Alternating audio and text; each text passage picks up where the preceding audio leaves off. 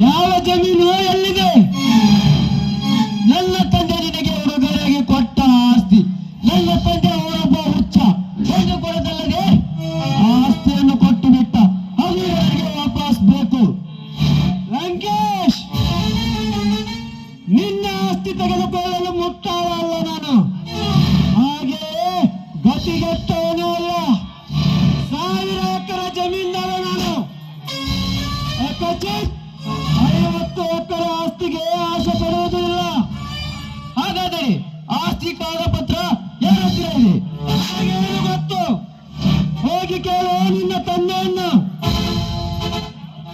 ಹಾಗೋಣ. ತಂದೆ ತಾಯಿಗಳ ಸತ್ತು 10 ವರ್ಷವಾದವು. ಹೋಗಿ ಅವರ ಸಮಾಧಿಯ ಮುಂದೆ ನಿಂತು ಕೇಳು. ಎಂಥ ಮಾತನಾಡಿದೆ ಅಣ್ಣ ಭಾವನಿಗೆ. ನಿನ್ನ ಆಸ್ತಿಯನ್ನ ನುಂಗಲು ಅವರಿಗೆ ಏನು ಕಡಿಮೆ ಆಗಿದೆ ಅಣ್ಣ? ಛೇ, ನೀನು ತಪ್ಪಾಗಿ ತಿಳಿದುಕೊಂಡು ಬೇರೆ ಜನರ ಮಾತನ್ನು ಕೇಳಿದ್ರೆ ಆಗುವುದೇ ಹೀಗೆ. ಹೇಗವ್ರಿ? ಅಂದರೆ ನನ್ನ ಆಸ್ತಿ ನಾನು ಕೇಳಿದ್ರು ತಪ್ಪೇನು? ನಿನ್ನ ಆಸ್ತಿ ಯಾರ ಹತ್ರ ಇದೆ ಅಣ್ಣ? ನಿನ್ನ ಆಸ್ತಿ ನಿನ್ನ ಹತ್ತಿರನೇ ಇದೆ. ಅಪ್ಪ ಸಾಯುವಾಗ ಭಾವನನ್ನು ಕರೆಸಿದ್ದೇನೋ ನಿಜ, ಆದ್ರೆ ನಿನ್ನ ಗುಣ ಸರಿ ಇರಲಿಲ್ಲ. ಹೆಣ್ಣು ಹೆಂಡ ಜೂಜಾಟದಲ್ಲಿ ನೀನು ಬಿದ್ದು ಬಿಟ್ಟಿದ್ದೆ. ಅದಕ್ಕೆ ಎಲ್ಲ ಆಸ್ತಿಯನ್ನು ಭಾವನವರ ಹೆಸರಿಗೆ ಬರೀಬೇಕು ಅಂತ ಅಪ್ಪ ಹೇಳಿದಾಗ ಭಾವ ಅದನ್ನ ತಿರಸ್ಕರಿಸಿದರು. ಆಗ ಎಲ್ಲ ಆಸ್ತಿಯನ್ನ ಅಪ್ಪ ಅಕ್ಕನ ಹೆಸರಿಗೆ ಬರೆದಿದ್ದಾರೆ. ಅಂದರೆ ನನ್ನ ಆಸ್ತಿಯೇ ನನ್ನ ತಂಗಿ ಸಾವಿತ್ರಿ ಹಾಕಿದ್ದಾಳೆ. ಸಾವಿತ್ರಿ, ಇಷ್ಟು ದಿನ ನಿನ್ನ ಗಂಡನ ಮಾತು ಕೇಳಿ ಈ ವಿಷಯ ಮುಚ್ಚಿಟ್ಟಿರಯ್ಯ. ಪಾಟೀಲ್, ಏನೋ ನಾಟಕ ನಿಂದು? ನನ್ನ ತಂಗಿ ಸಾವಿತ್ರಿ, ನಿನ್ನ ಸುದ್ದಿ ಆ ಸದ್ಯ ಹೆಸರೇ ನನ್ನ ಆಸ್ತಿ.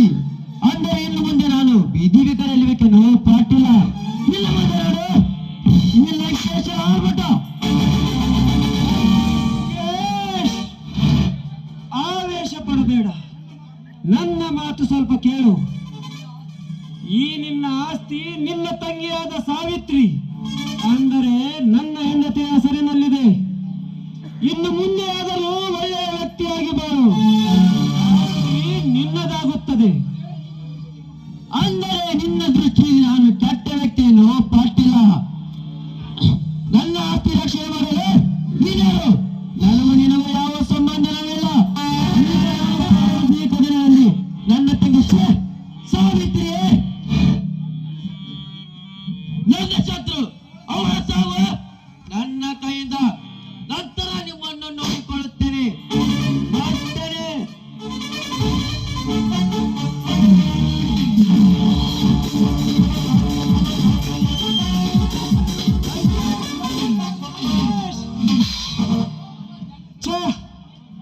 ಎಂತ ಮುಟ್ಟಾಳ ಅಂತೇನಿ, ಬರೀ ರೋಷನೇ ತುಂಬಿಕೊಂಡಿದ್ದಾನೆ.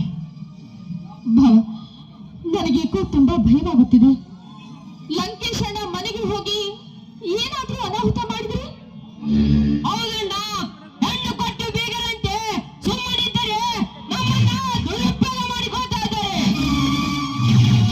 ಅಣ್ಣ, ಅವನು ಆಡಿದ ಮಾತುಗಳನ್ನು ಕೇಳಿದರೆ ಕಣ್ಣು ಹಾಕಬೇಕೆನಿಸುತ್ತದೆ. ಆದರೆ ದೊಡ್ಡವರಾದ ನೀವಿರುವಾಗ ನಾವು ಕೈ ಹಾಕೋದು ಸೋಮಲ್ಲ ಸರಿಯಲ್ಲ ಎಂದು ಸುಮ್ಮನಿದ್ದೇವಣ್ಣ. ಭಾವ, ನೀವೀಗ ನಮ್ಮ ಮನೆಗೆ ಹೋಗಿ. ನನಗೆ ತುಂಬಾ ಭಯವಾಗುತ್ತಿದೆ. ನೀವು ಹೋಗದೆ ಇದ್ರೆ ಸಂದೇಶ ಹಾಗೂ ಸಂದೀಪನನ್ನಾದ್ರೂ ಕಳಿಸಿರಿ. ಆಯ್ತಮ್ಮ ಗೌರಿ, ನೀನೇನು ಹೇಳಬೇಡ.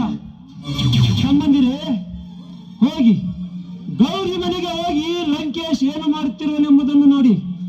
ಸುಮ್ಮನೆ ಇದ್ದರೆ ಸರಿ. ನಿಮ್ಮ ಅತ್ತಿಗೆಯನ್ನು ಮಗುವನ್ನು ಕರೆದುಕೊಂಡು ಬನ್ನಿ. ಲಂಕೇಶನಿಗೆ ಏನು ಅನ್ನಬಾರದು. ಒಂದು ಪಕ್ಷ ಲಂಕೇಶ್ ನಿಮ್ಮ ಅತ್ತಿಗೆಯನ್ನು ಕಳುಹಿಸಲು ನಿರಾಕರಿಸಿದರೆ ನೀವು ಸುಮ್ಮನೆ ವಾಪಸ್ ಬನ್ನಿ. ಆಯ್ತಲ್ಲ? ಹಾಗೆ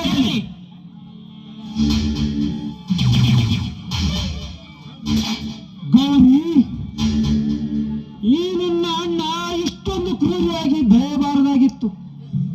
ಎಲ್ಲವೂ ಸಹವಾಸ ದೋಷ. ಇಷ್ಟು ಕೆಟ್ಟವನಾಗಿ ಬೆಳೆಯುತ್ತಾನೆಂದು ನಾನು ಭಾವಿಸಿರಲಿಲ್ಲ.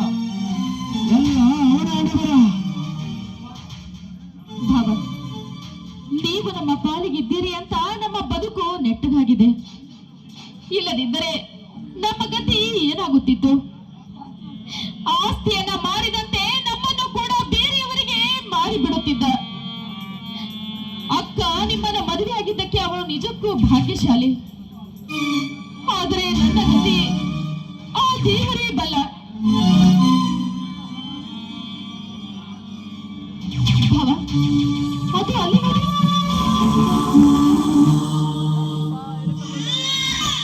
ಬಂದಿಲ್ಲ, ಎಷ್ಟು ಜಲ್ದಿ ಬಂದ್ರಿ? ಲಂಕೇಶ್ ಮನೆಯಲ್ಲಿ ಇದ್ದಾನೋ ಇಲ್ವೋ?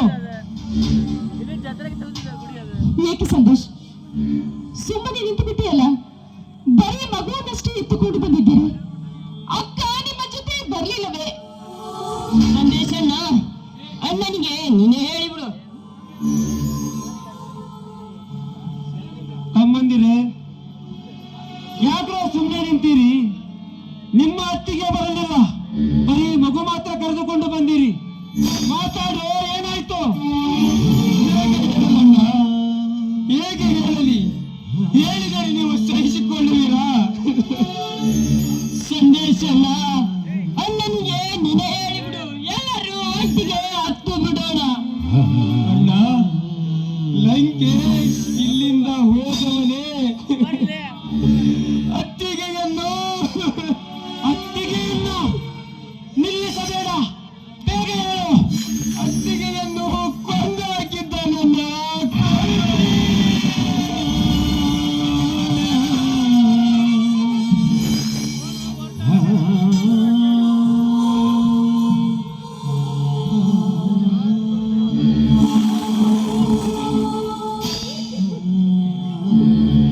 ಏನು? ನನ್ನ ಸಾವಿತ್ರಿ